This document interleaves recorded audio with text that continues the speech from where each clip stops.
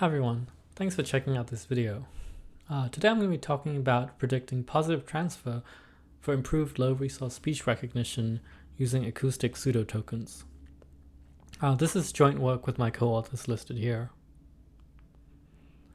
So to train ASR systems, one essential resource that's required is of course transcribed speech.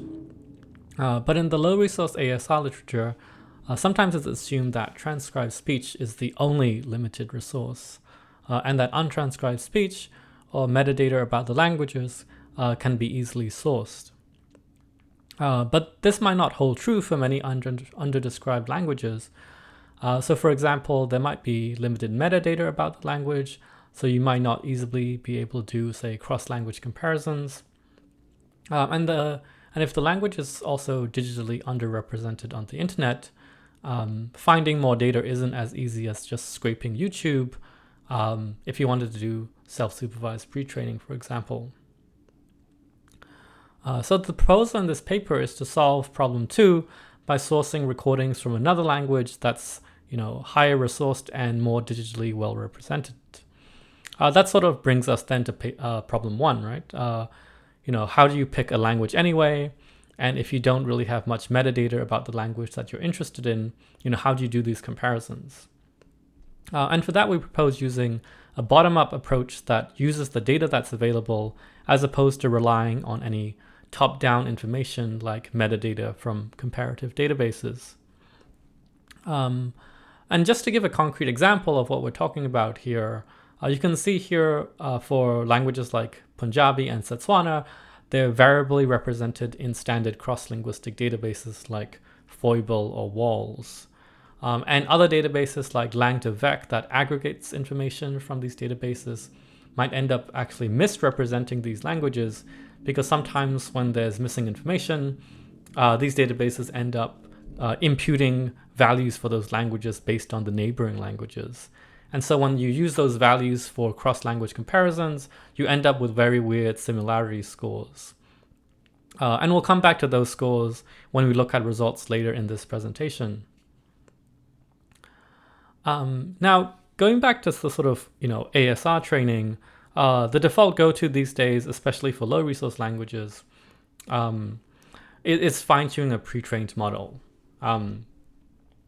But we run into this sort of curse of multilinguality where for a lot of underrepresented languages for a given model, you end up with really sort of worse downstream performance when you fine-tune them directly.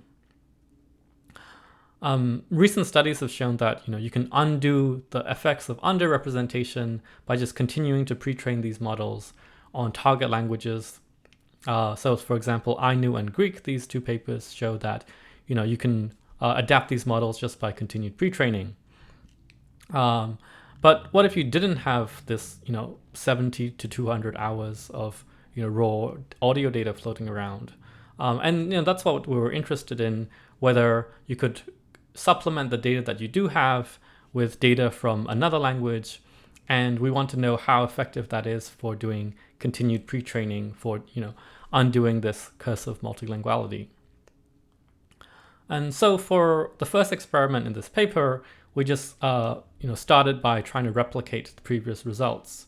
And so you can see here, for example, if you took the unadapted XLSR 128, fine-tuned it using 1 hour of transcribed Punjabi for Punjabi ASR, you end up with a word error rate around 31%, as you can see in that bottom row. But if you did have 70 hours of untranscribed Punjabi for doing continued pre-training, and you first adapt the model using self-supervised pre-training before the supervised fine-tuning, the ASR performance is so much better there. You can see in that top line, it's 22%. So you're ending up with an almost 9% absolute difference between unadapted model versus continued pre-trained model. And of course, that depends on having enough untranscribed data in your language. So when you reduce the amount of data you use for continued pre-training in that B line with only the target data, you end up with a little bit less improved performance.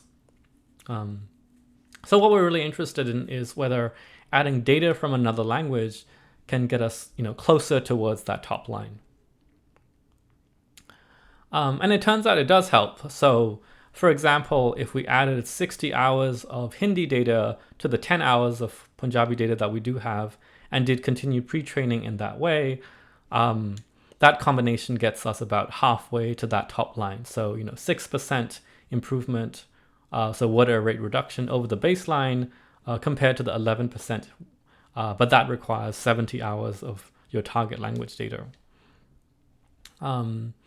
But the other thing we found was whether or to what extent data from that other language helps actually depends on that language. So for example, if you added Urdu, Gujarati, or Marathi, it still helps a little bit, but it's definitely not as good as Hindi. And then vice versa, if you added dissimilar languages like Odia, Tamil, Malayalam, or Bengali, it actually, doesn't really help much, or, has a slight degradation over just using the 10 hours of Punjabi. And that really brings us to the sort of second part of our paper, where we're interested in finding what similarity measure between, say, Punjabi and these other languages best predicts that, word error rate reduction on the downstream task of Punjabi ASR. When we looked at the literature for continued pre-training and transfer learning, one of the metrics that we found was something called token distribution similarity by Gogoglu and co-authors here. And they found that this measure that they propose predicted positive transfer in continued pre-training in the text domain, right? So that's just natural language processing. And the idea behind token distribution similarity is really just to count and compare the distribution of tokens in the two corpora that you want to use for continued pre-training. And crucially, you're going to use the pre-trained model's tokenizer to process the raw data from both languages. So in this text example here, if we have an English sentence like, the trains are running late, you use the tokenizer to sort of chunk the words further into subwords like, the and train and ing and so on. And then what you want to do is then, compare the relative frequency of those character spans in each corpus. And then they found that, using that metric helps you predict whether language A is going to help with language B when you continue pre-training on those languages. Well, that's all well and good for text corpora, but how do we deal with untranscribed speech corpora now? And for that, we just need to sort of step back a little bit about, what is the point of tokenization in the first place? And, the sort of unifying theme that we can say is basically, if you have some raw data, you want to derive, some units of appropriate granularity for your task. And so in the specific example of text data, what we want to do is break up these coarse-grained words further into smaller, finer-grained subwords, right? And I'm going to show you what we propose doing based on some other research for audio, and there's a lot of details here.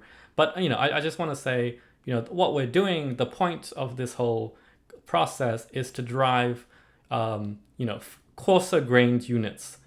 In the case of speech processing, mainly because the raw data that we have, say an audio signal sampled at 16 kilohertz, is going to have 16,000 values per second.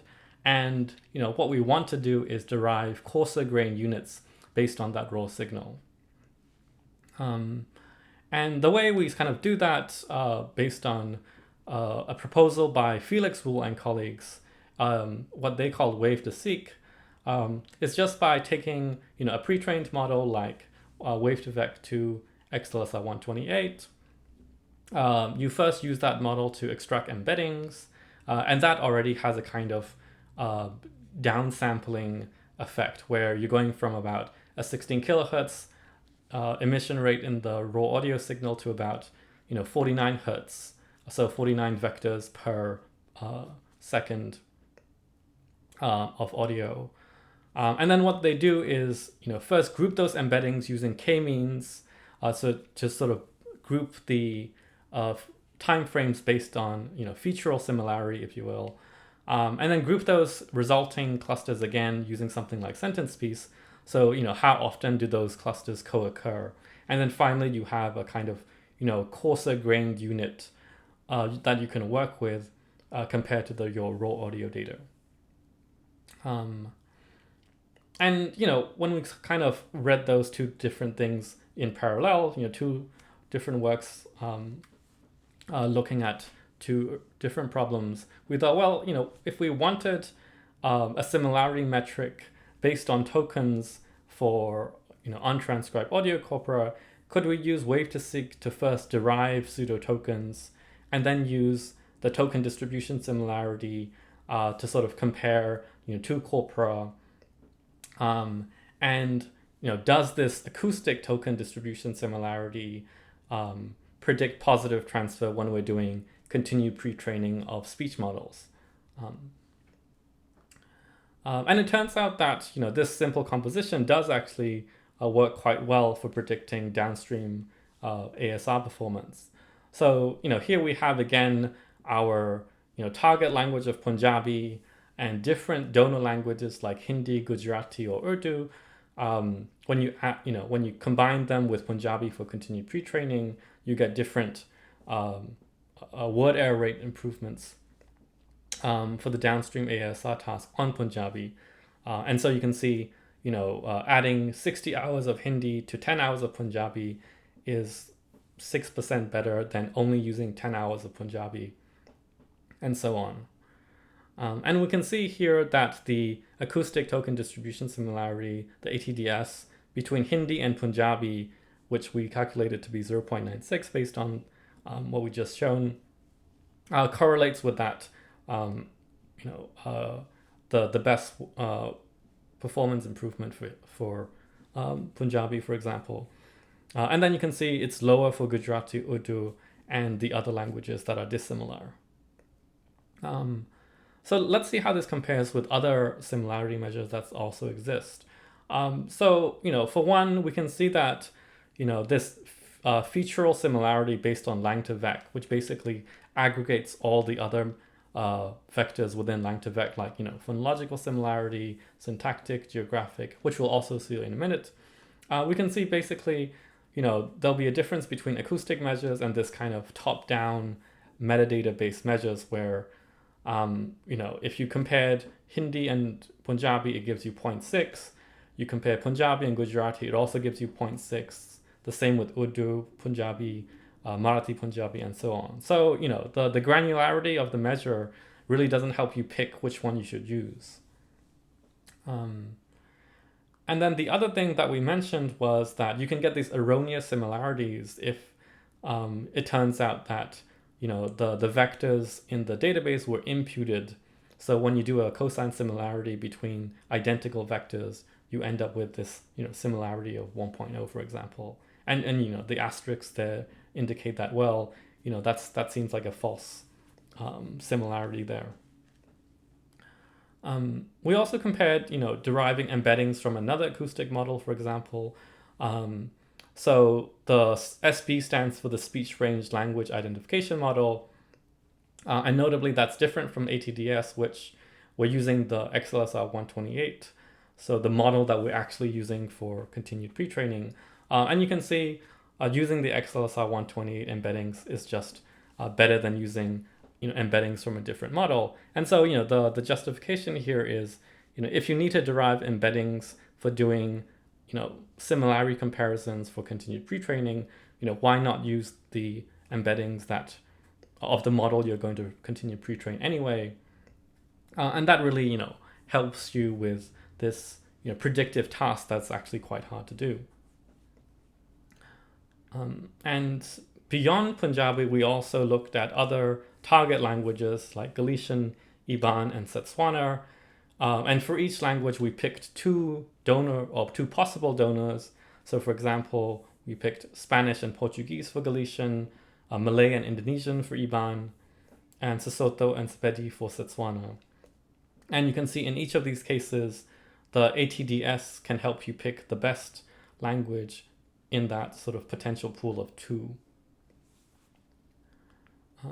So in summary, the main result across all 4 languages that we can see is, continued pre-training helps alleviate this underrepresentation that, is this so-called cursive multilinguality.